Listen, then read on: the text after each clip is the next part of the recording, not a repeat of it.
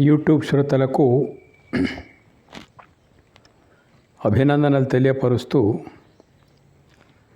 భగవద్గీత ప్రవచనములు ధారావాహిక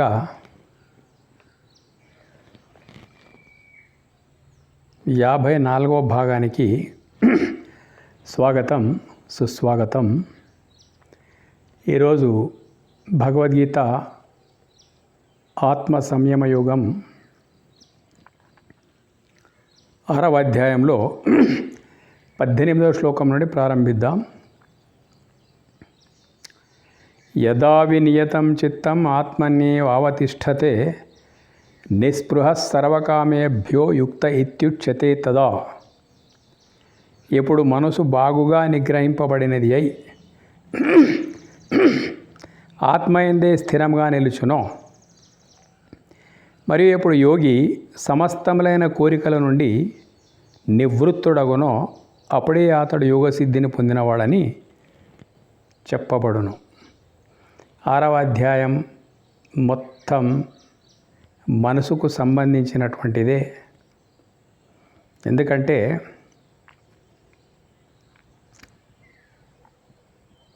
బంధమోక్షాలకు మనసే కారణం, జ్ఞాన అజ్ఞానాలకు కూడా మనసే కారణం. ఆత్మ ఈ మనసుకు అతీతమైనటువంటిది, జ్ఞాన అజ్ఞానాలకు కూడా అతీతమైనటువంటిది. జ్ఞానానికి ఎలా అతీతమైందంటే అది చాలా నిగూఢమైనటువంటి విషయం. జ్ఞానము అంటే తెలిసేటువంటిది. జ్ఞానం అంటే తెలిసేటువంటిది. తెలిసేవాడు ఉన్నప్పుడే, తెలిసేవాడు ఉన్నాడంటే తెలియబడేది ఒకటి ఉంటుంది అన్నట్టు. జ్ఞానం జ్ఞేయం జ్ఞానగమ్యం అన్నారు. తెలిసేవాడే తెలియబడేది, తెలియబడేదే తెలిసేవాడు అన్నప్పుడు అది ఏమై ఉన్నది ఒకటే ఉన్నది. దాన్ని తెలుసుకునేటందుకొరకు దానికి వేరేగా ఇంకొకటి లేనే లేదు. తెలియబడుతున్నది అదే, తెలుస్తున్నది అదే, తెలియవాడు అదే. త్రిపుటి రహితమైనటువంటిది అది. కాబట్టి జ్ఞాన అజ్ఞానాలు కూడా మనసుకు సంబంధించినటువంటివే. ఇక్కడ ఏమంటున్నాడంటే, ఎప్పుడు మనసు బాగుగా నిగ్రహింపబడినది అయి ఒకటి గ్రహించి కూర్చున్నదని గతం లోపల చెప్పినాం. దేహమే నేనన్నది బాగా గ్రహించి కూర్చున్నది జన్మ జన్మాంతరాల నుండి ఈ మనసు. తర్వాత ఈ జన్మకు వచ్చిన తర్వాత కూడా దేహమే నేనని గ్రహించి కూర్చున్న వాళ్ళే 99.99 ఇంకా ఏమన్నా కానీ 1,00,000 తప్ప మిగతా వారంతా దేహమే నేనన్న గ్రహింపు లోపల ఉన్నారన్నట్టు. కాబట్టి దేహము నాది, నేను ఆత్మను అనేది కూడా అట్లాగే గ్రహించాలి. ఎట్లా దేహము నేనని గ్రహించినామో, దేహము నాది అనేటువంటి భావం ఏదైతుందో, ఆత్మ నేను నాది దేహం అనేటువంటి ఈ గ్రహింపు కూడా పరిపక్వం కావాలి. అప్పుడే ఆ మనసు అనేది నిగ్రహింపబడినట్టు లెక్క. ఆత్మయందే స్థిరంగా నిల్చును, అంతే కదా. దేహ తాదాత్మ్యతో ఉన్నట్టు స్థిరంగా నిలిచిపోయిందో, అదే రీతిగా ఆత్మయందే స్థిరంగా నిలుచునో, ఏది ఆత్మ, ఏది ఉంటే నేనున్నానో, ఏది లేకపోతే నేను లేనో అదే నేను. ఏంటిది అది ఉండేది లేకపోయేది? ఆత్మ ఉంటే దేహం ఉంది, ఆత్మ లేకపోతే దేహం లేదు. కాబట్టి దేహ రూపం లోపల, దేహ చైతన్య రూపం లోపల ఉన్నటువంటిది ఆత్మే కదా. ఈ క్లూ సరిగ్గా తెలిస్తే ఆటోమేటిక్ మనిషి ఏమైపోతాడంటే నేనైన దానిలో నిలిచిపోతాడు అన్నట్టు. ఆత్మయందే స్థిరంగా నిలుచునో, మరియు ఎప్పుడు యోగి సమస్తములైన కోరికల నుండి నివృత్తుడగునో. ఎట్లా నివృత్తుడవుతాడు సమస్తమైనటువంటి కోరికల నుండి? 2 సమస్యలు ఉన్నాయి ఇక్కడ. ఒకటి, కోరికల ద్వారానే సుఖం, శాంతి, ఆనందం లభిస్తుంది అనేటువంటి ఒక భ్రమ మనకున్నది. అనుకున్న కోరికలు తీరుతూ పోతే సుఖం, శాంతి, ఆనందం సమీపిస్తుంది అని ఒక భ్రమ ఉన్నది. ఇది ఒట్టి భ్రమనే. ఎందుకంటే కావాలనుకున్నది పొందడం లోపల సిద్ధహస్తులైనటువంటి వాళ్ళు రాక్షసుల అసురులు. నరకాసుర, వృత్రాసుర, మహిషాసుర, తారకాసుర, రకరకాల రావణాసుర, హిరణ్యాక్ష, హిరణ్యకశ్యప, వీళ్ళంతా ఏం చేసిన ప్రపంచం లోపలంటే కోరికల లిస్ట్ పెంచుకొని ఊహకు అందనటువంటి ఆలోచనకు అందనన్ని కోరికలు వాళ్ళు సాధించుకొని పెట్టుకున్నారు. అన్నిటికంటే గొప్ప కోరిక ఏంటంటే ఈ భూమండలం పైన మాకు తప్ప ఇంకెవ్వరు మనడానికి వీలు లేకుండా ఉండాలి అనేటువంటి కోరికలు కూడా వాళ్ళు కోరుకున్నారు. కారణం ఏంటిదంటే ఆ కోరికల ద్వారా ఏదో సుఖం, శాంతి, ఆనందం ఉంటుందని వాళ్ళు తెలుసుకొని కోరుకున్నారు. కానీ అది బయటి కోరికల సాధన వల్ల దొరికేది కాదు. కోరికల వల్ల అది దొరికేటట్లుంటే కోరికలు నెరవేరినటువంటి వాళ్ళ దగ్గర తృప్తి, ఆనందం అనేట్టు ఉండాలన్నట్టు. ఎంతెంత కోరిక పెరుగుతుంటే అశాంతి, అసంతృప్తి అంత పెరిగిపోతున్నది. ఎన్ని కోరికలు సాధించుకున్న వాళ్ళ వాటి యొక్క అంతిమ లక్ష్యం ఏంటిదంటే తృప్తి కావాలి, ఆనందం కావాలి. ఈ రెండు ఎక్కడ ఉండవో అక్కడ కోరికలు నెరవేరినా అంతే, నెరవేరకపోయినా అంతే. కాబట్టి కోరికలతోని కాదు నాయన పరమశాంతి, పరమానందం లభించేటువంటిది అని ఎప్పుడైతే తెలుసుకుంటున్నాడో అప్పుడు దేహయాత్రోపయుక్తమైనటువంటి తనకు తాను ప్రారంధం కొద్దీ జరిగేవన్నీ జరిగిపోతూ ఉంటాయి అన్నట్టు. ప్రారంధంలో భిక్షమెత్తేది ఉంటే భిక్షమెత్తుతాడు. ఒక బిచ్చగాడు ప్రారంధంలో పెద్ద రాజు అయ్యేది ఉంటే రాజు అయిపోతాడు. ప్రారంధం యొక్క ఆట ప్రపంచం లోపల మనం చూస్తూ ఉన్నాం ఇదంతా మొత్తం మీద. అయితే ఎవరు ఏమైనప్పటికైనా కానీ వాళ్ళు అనుకున్న లక్ష్యానికి కోరికల ద్వారా పొందలేరు. అతీంద్రియ విషయం అది. ఆ విషయం తెలుసుకున్న తర్వాత యోగి అయినటువంటి వాడు సమస్తమైన కోరికలను నివృత్తుడగును. వాడు పరమానందమును కోరుకునేటువంటి వాడు ఎవడైతే యోగి ఉన్నాడో, పరమానంద పరవశుడైనటువంటి యోగి ఎవరైతే ఉన్నారో, ఈ ప్రపంచం లోపల అది ఏది కూడా లభించదని చెప్పేసి డ్రాప్ అక్కడికే ఆగిపోతాడు. కోరికల విషయం లోపల కోరికల వెనుక పరిగెత్తాడు. ప్రారంధం కొద్ది ఆ కోరికలు ఇతని వెనుక పరిగెత్తుకుంటూ వస్తే రానంటాడు అన్నట్టు, రాకపోతే పోని అంటాడు. ఎందుకంటే వచ్చినా పోయినా అనుకున్న లక్ష్యం అందులోపల లేదన్నది రాక్షసులు మొత్తం మనకు నిరూపించబడ్డది. మొత్తం మీద ఈ సత్యాన్ని కనుక్కున్న తర్వాత అప్పుడే అతడు యోగసిద్ధిని పొందినవాడని చెప్పబడను. ఒకటి నిన్ననే చెప్పుకున్నాం మనము, నిజంగా దేవుని యొక్క తత్వం నీకు తెలిస్తే, ఆ పరమాత్మ తత్వం నీకు తెలిస్తే, నీ ఆత్మ లోపలనే పరమాత్మ. ఏమిటిది తత్వం అంటే మనము పుడతామని అప్లికేషన్ పెట్టలేదు. సృష్టి క్రమం ప్రకారంగా ఎక్కడ ఏం లెక్కలు ఉన్నాయో సృష్టికి సంబంధించినటువంటి ఆ లెక్కల ప్రకారం ఒక మాతృగర్భంలో మనం పుట్టినాము. ఎక్కడుంటిమి, ఎందుకు పుట్టినాము, ఇవన్నీ కూడా మన బుద్ధికి అతీతమైనటువంటి దైవిక విషయాలు అన్నట్టు. కాబట్టి మనము ఇక్కడే ఉండిపోవాలని అనుకుంటే కూడా ఉండలేము. ఇక్కడ ఫలానా టైం లోపల పుట్టేది మన చేతులు లేదు, ఫలానా టైం లోపల చచ్చేది మన చేతులు లేదు. ఈ రెండు ఎవరి చేతులు ఉన్నాయో మధ్య జీవితం కూడా ప్రతి క్షణం ఆ అతీతమైనటువంటి శక్తి ప్రభావం నుంచే నడుస్తూ ఉంటాయి అన్నట్టు. ఏం జరగాలనో అదంతా జరిగిపోతూ ఉంటుంది. ఇది గమనించినటువంటి వ్యక్తి తనపైన ఏం వేసుకోడు. ఎందుకు వేసుకోడంటే యోగి అంటేనే అంతా నీవే, అంతా నీదే అనే దృఢ నిశ్చయం కలిగినటువంటి వాడే యోగి. అంతా నీవే, అంతా నీదే అన్నప్పుడు, అంతా నీవే అన్నప్పుడు నాలో ఉన్న నేను కూడా నీవే. అంతా నీదే అన్నప్పుడు నా ముంగట ఉండేటువంటి విశ్వం, విరాట్ విశ్వమంతా నీదే. అంతా నీవే అన్నప్పుడు నేను నీవే అయిపోయినాము. అంతా నీదే అన్నప్పుడు ఉన్న విశ్వమంతా నీదే అయిపోయింది అన్నప్పుడు నా అస్తిత్వం ఎక్కడుంది అని బాగా ఆలోచిస్తే పరిపూర్ణమే నీ అస్తిత్వం అయిపోయింది. నీ అస్తిత్వమే పరిపూర్ణమైనప్పుడు ఇంకా ప్రపంచం నుంచి పూర్తి చేసుకోవాల్సినటువంటి సంతోషం ప్రాప్తి కొరకు ఇంకేమి కూడా ఉండడానికి వీల్లేదు అనేటువంటి విషయం మనం తెలుసుకోవాలి. అప్పుడు ఆ యోగి అనేటువంటి వాడు తెలుసుకున్నది ఏమైపోతాం మొత్తం మీద అంటే అతడికి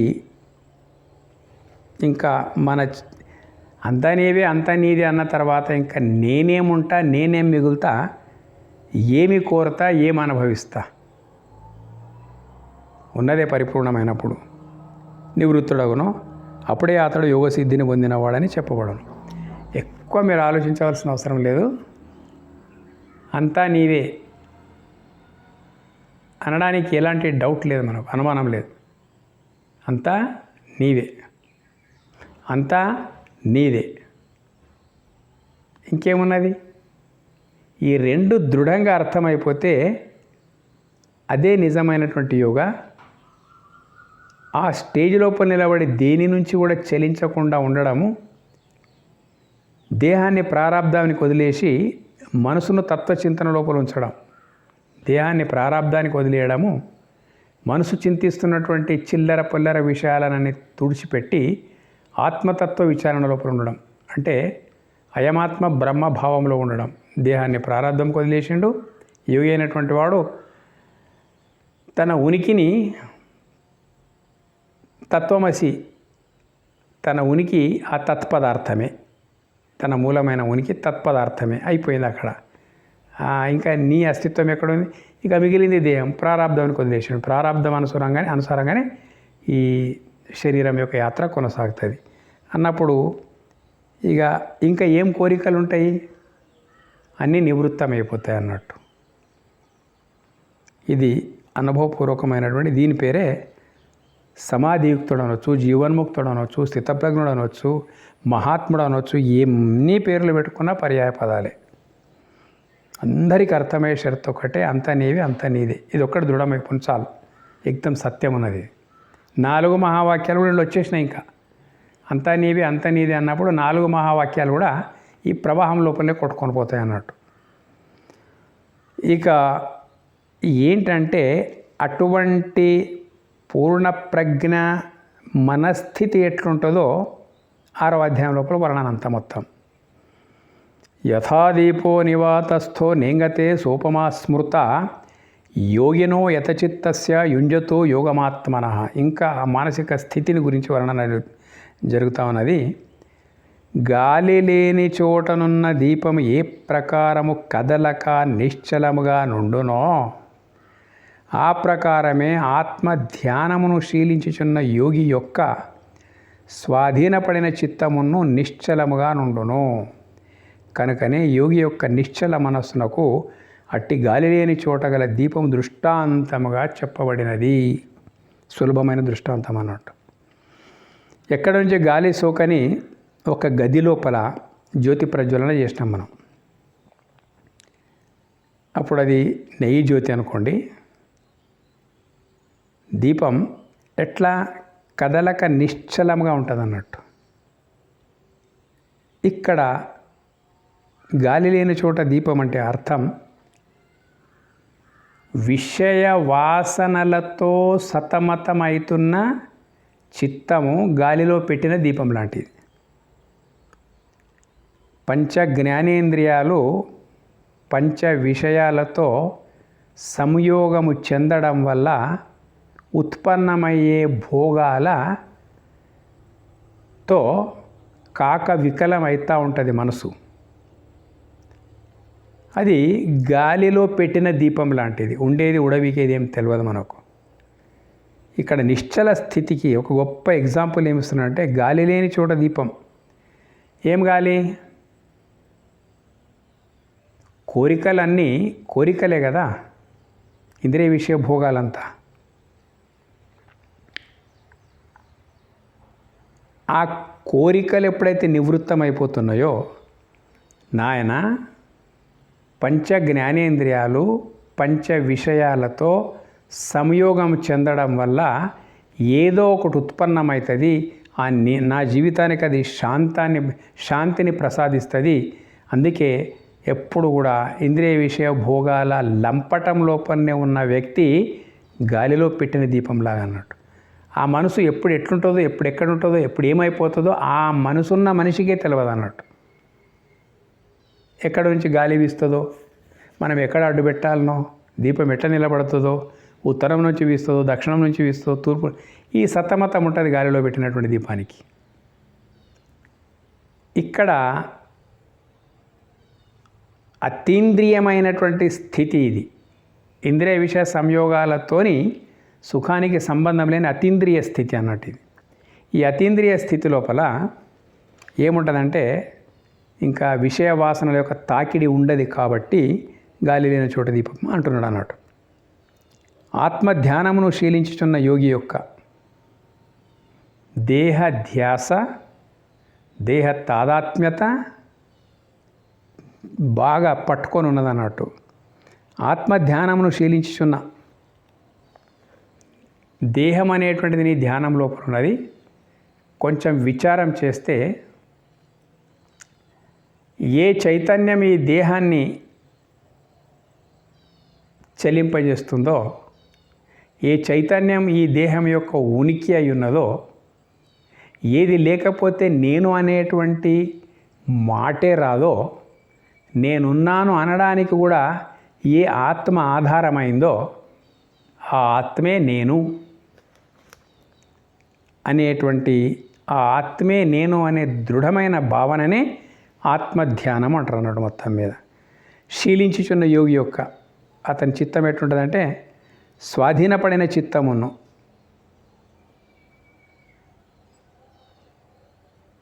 ఆ రకంగా చిత్తాన్ని అతను స్వాధీనం చేసుకుంటాడు అన్నట్టు. ఎట్లా? జ్ఞానము ద్వారా అని అర్థం అన్నట్టు. ఆత్మధ్యానమును శీలించుచున్న యోగి యొక్క ఆత్మధ్యానం ఎట్లా చేస్తావు? ఆత్మ ఏంటిదో నీకు తెలియకపోతే, అయినా తెలియకున్నా పర్వాలేదు, ధ్యానం నేర్చుకున్నాం అనుకో. ధ్యానం నేర్చుకున్నప్పుడు ఆ కరెక్ట్ ధ్యాన స్థితి లోపల గాఢ నిద్ర కాని నిద్రను పోలిన నిర్వికల్ప సంకల్ప వికల్ప రహిత స్థితి లోపల నీవు ఎప్పుడైతుంటావో అది క్షణం కానీ 10 క్షణాలు కానీ 10 నిమిషాలు కానీ అది నీ ఆత్మ ఉనికి గుర్తింపునకు సరిపోతుంది. ఎట్టున్నావు అప్పుడు ఏ స్పృహ లేకుండా నేనున్నాను.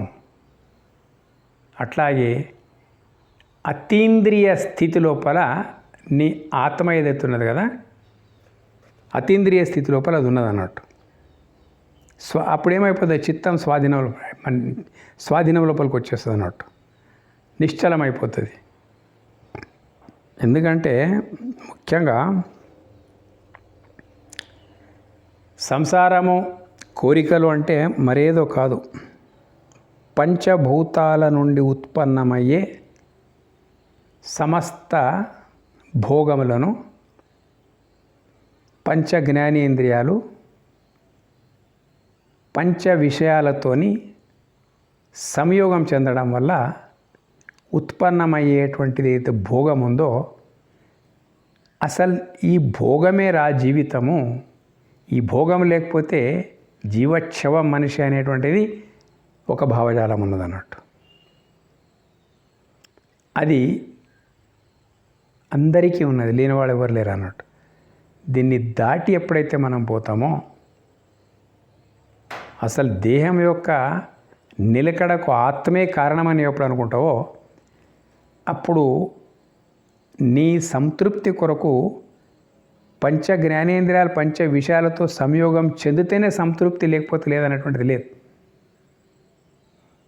ధర్మబద్ధమైనటువంటి కోరికలు, ఆకలినప్పుడు అన్నము, దాహమైనప్పుడు నీరు, ఇవన్నీ అలసట చెందినప్పుడు నిద్ర, ఇవన్నీ సహజ సిద్ధమైనటువంటి, దీని కొరకు ఏ ప్రయత్నం చేయవలసిన అవసరం లేదు. నువ్వు అవన్నీ నీ ప్రారాబ్ధం కొద్దీ, నీ పురుష ప్రయత్నం కొద్దీ అవి ఎట్లుండాలని అట్లా ఉండనే ఉంటాయి. దాని కొరకు పెద్ద చింత చేయవలసిన అవసరం లేదు,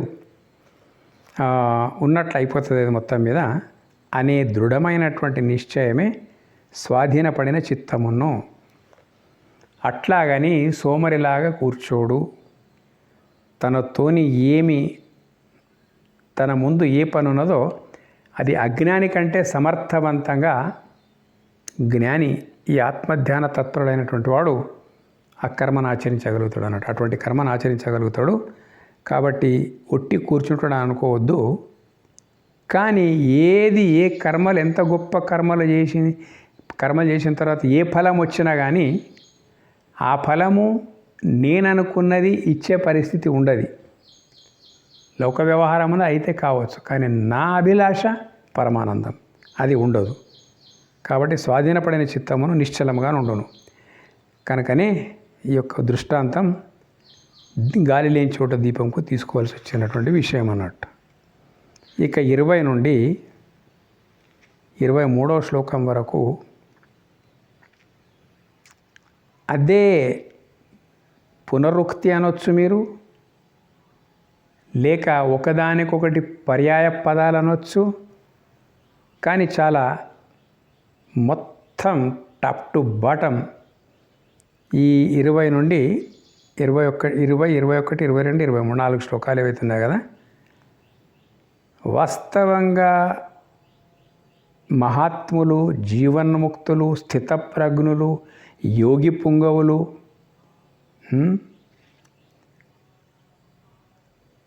ఇటువంటి వాళ్ళందరూ ఎట్లా ఉంటారు, అందరి యొక్క స్థితి ఈ 4 శ్లోకాల లోపల వర్ణించబడుతుంది అన్నట్టు. ఏమైనా అనుకో, ఏదైనా పేర్లు పెట్టుకో, దీనికి ఒక్కొక్క సాంప్రదాయంలో ఒక్కొక్క పేరు పెడతా ఉన్నారు. ఎన్నైనా పేర్లు పెట్టుకోండి. నువ్వు ఏ మతమైనా ఉండని, ఏ దేశమైనా ఉండని, ఏ కాలమైనా ఉండని, ఎప్పుడైనా ఉండని, ఎట్లయినా ఉండని, సృష్టి పుట్టినప్పటి నుంచి సృష్టి ఉండేంతవరకు ఉండే మానవులు నిజంగా బ్రహ్మనిష్ఠులు కావాలని అనుకుంటే, ఆత్మజ్ఞాన తత్పరులు కావాలని అనుకుంటే, మీ మతంతో సంబంధం లేదు, కులంతో సంబంధం లేదు, దేంతోని సంబంధం లేదు. ఈ లక్షణాలు కావాలి. ఈ లక్షణాలు ఉంటే అయిపోయా, ఇంకా ఏమీ అవసరం లేదు. వేరే మతాల మాదిరిగా నీవెన్ని సల్లక్షణాలతో కూడుకొని ఉన్నా కానీ మా మత స్థాపకుడే ఆరాధ్యుడు, లేక మా మత స్థాపకుడే దేవుని యొక్క జనరల్ పవర్ ఆఫ్ అటార్నీ తీసుకున్న వ్యక్తినుడు, మా మత స్థాపకుడే మొత్తం భగవంతుని యొక్క శాసనము, భూలోకంలో ఉండేటువంటి భగవంతుని యొక్క శాసనం అంతా మా ఒక మత స్థాపకుడికి అప్పగించబడ్డది. కాబట్టి మీరంతా ఎంత బుద్ధిమంతులైనా, ఎంత సాత్విక సంపన్నులైనా, ఏమైనప్పటికైనా కానీ మా మత సూత్రాలు, మా మత ప్రవక్త, మా మతం ప్రతిపాదించిన దేవుడు, ఇవన్నీ మాకు అనుకూలంగా ఉంటేనే నీకు సద్గతులు ఉంటాయి, లేకపోతే లేదు అని మొత్తం భగవంతుని గుత్త తీసుకున్నట్లు మాట్లాడతారు వాళ్ళు. తీసుకోండి, ఎవరొద్దంటున్నారు? లక్షణాలు ఇవి కావాలి. ఈ లక్షణాలు ఎక్కడుంటే అక్కడ వాడు బ్రహ్మవేత్త అనేటువంటి విషయం మరవకూడదు.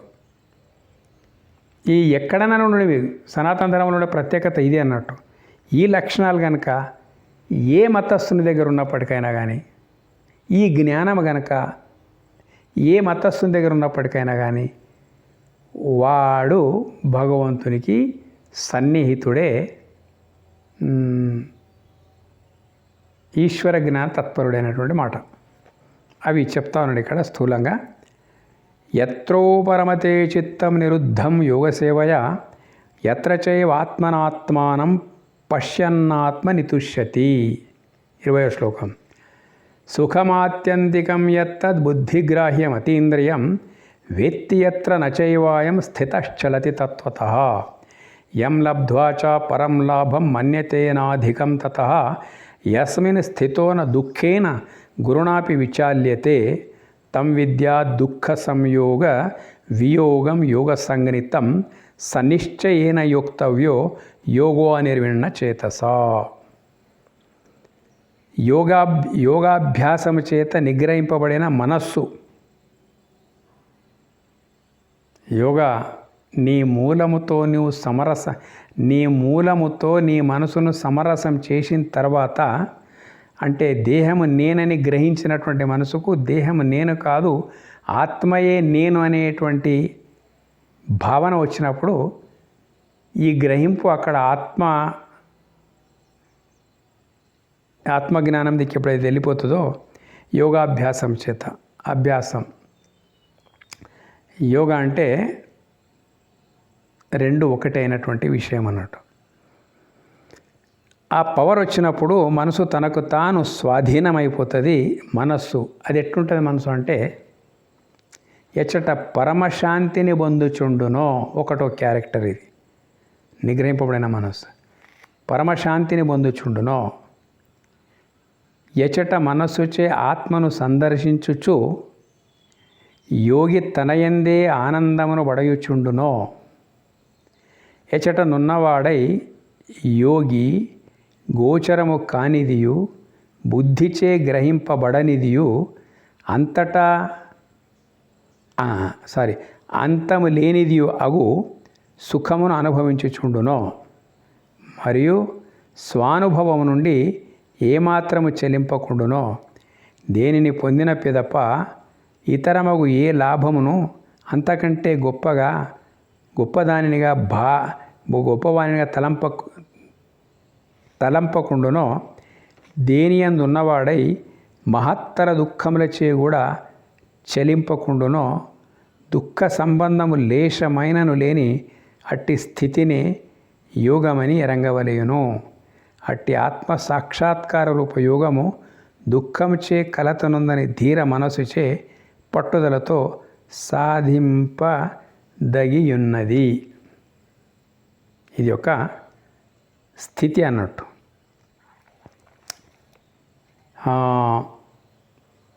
ఏంలే, ఇంతమోలు చెప్పినటువంటి విషయాలన్నీ మళ్ళీ క్రోడీకరించి ఒక దగ్గర వచ్చేసినాయి అన్నట్టు. అన్నీ ముందే ఉన్నాయి, ఇప్పటివరకు చెప్పిన శ్లోకాల లోపల అన్నీ ఉన్నాయి. యోగాభ్యాసము చేత నేను దేహము కాను, నేను ఆత్మను అన్నప్పుడు ఇక ఆత్మ మాత్రమే అయినప్పుడు నీ అస్తిత్వం ఎక్కడ? అటువంటి అనుభవం అన్నట్టు. యోగాభ్యాసం చేత అంటే నీ మనసు నీ మూల చైతన్యంతో సమరసమైనప్పుడు, ఉప్పు నీళ్ళల్లో పడ్డప్పుడు, నీటిలో మనం ఉప్పు వేసినప్పుడు కొంచెం సేపు అయిన తర్వాత కరిగి ఆ నీటిని ఉప్పుగా మారుస్తుంది అన్నట్టు. అట్లాగే ఆత్మతత్వము తెలుసుకున్న తర్వాత నీవు ఆత్మగానే మిగిలిపోతావు. ఆత్మ అంటే జ్యోతి పరమాత్ముడని అనుకో దృష్టాంతము, దాని ప్రకాశమే ఆత్మ, దాని చైతన్యమే ఆత్మ. ఈ జ్ఞానాన్ని అభ్యాసం చేస్తూ ఉండడమే యోగాభ్యాసం. ఆ దాంతో నిగ్రహింపబడిన మనస్సు ఇంకా అక్కడ ఏమైపోతుంది? మనసుకు ఏదో భావన, దేహ భావన ఉండబట్టి ఏం చేస్తే నా యొక్క కోరిక నిండుకుంటుంది, ఎట్లా నేను ప్రశాంతంగా ఉంటా అనేటువంటిది అవుతున్నది కదా, మనసుకు ఉండేటువంటి ఆరాటం. ఇప్పుడు యోగాభ్యాసం చేత ఈ ఆరాటం తొలగిన తర్వాత అక్కడ ఏమైపోతున్నది? ఎచ్చట పరమశాంతిని పొందుచుండునో. శాంతి, పరమశాంతి. శాంతి ప్రపంచ విషయాల లోపల వచ్చే శాంతి వస్తూ ఉంటుంది, పోతూ ఉంటుంది. వచ్చినప్పుడు వెలుగులాగా కనిపిస్తుంది, పోతే చీకటి అయిపోతుంది. కానీ పరమశాంతి అట్లా కాదు. ఒక్కసారి వచ్చింది పరమశాంతి, పరమ సుఖం, పరమానందం ఏమైనా పెట్టుకోండి, ఒక్కసారి వచ్చింది అంటే ఇంకా అది ఎటు పోదు, ఎటు పోయినా మళ్ళీ ఇక్కడికి వస్తుంది అన్నట్టు. అది మొత్తం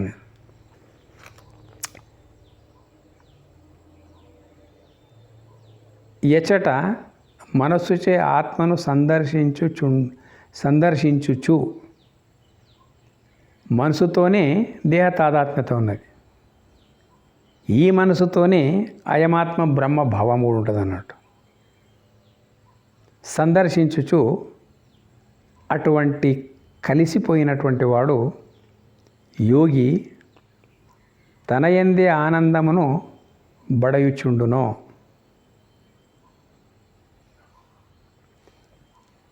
ఆనందం మరెక్కడో లేదు. ఒక్కొక్క మాటలో ఒక్కొక్క అద్భుతమైన అర్థం అనేది ఇందులోపల. దేహ సందర్శన లోపల అశాంతి ఉన్నది. తత్వజ్ఞానానికి లోబడి అయమాత్మ బ్రహ్మభావమే ఆత్మ సందర్శనం. అటువంటి వాడే యోగి. తన యందే ఆనందమును బడయుచుండునో. తన యందే ఆనందం అనేది బయట వెతుకుతూ ఉన్నాం, పరిస్థితుల్లో వెతుకుతూ ఉన్నాం ఆనందాన్ని. ఆనందం అనేది పరిస్థితులకు సంబంధం లేనిది, మనస్థితికి సంబంధించినటువంటి ఆనందం అనేటువంటిది బడయుచుండును. ఎచటనున్నవాడై యోగి గోచరము కానిదియు బుద్ధిచే గ్రహింపబడదగినదియు అంతము లేనిదియగు సుఖమును అనుభవించుచుండును. ప్రతి మానవుడు సుఖం సుఖం సుఖం సుఖం అంటున్నాడు అన్నట్టు. ఆ సుఖము బయట ఉందా లోపలుందా? అన్నీ లోపలనే ఉన్నాయి, ఏవి బయట లేవు. భయము బయటనే, భయము లోపలనే, కోరిక లోపలనే, అనుభవము లోపలనే, ఆనందము లోపలనే, దుఃఖము లోపలనే, ప్రతి ఒక్కటి లోపల. మీన్స్ నీ మనస్సు అనేటువంటి తెర పైన ప్రొజెక్ట్ అవుతున్నటువంటి, ఆడుతున్నటువంటి చిత్రాలు ఇవన్నీ. ఎట్లా తెరపైన సినిమా ఆడుతుందో ఈ మొత్తం ప్రపంచ వాసన విషయ వ్యవహారం అంతా నీ మనసు అనేటువంటి తెర మీదనే ఆడుతూ ఉంటుంది అన్నట్టు అంతా.